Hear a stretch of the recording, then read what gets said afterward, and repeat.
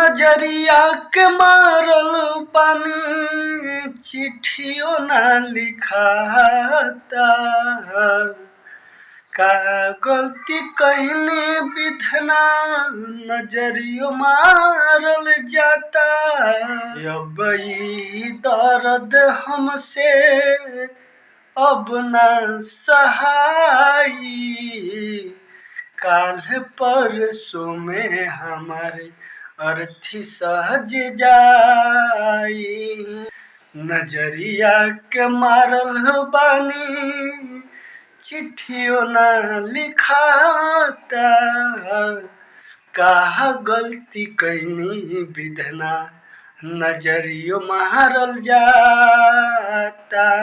ई हाल दर्द अब हमसे न सहाई। काल परसों में विधना अर्थी सज जाई। लिखल किस्मती में हमरा रोग लग गइल। तोरे दिहल ह विधना नजर मारल गइल।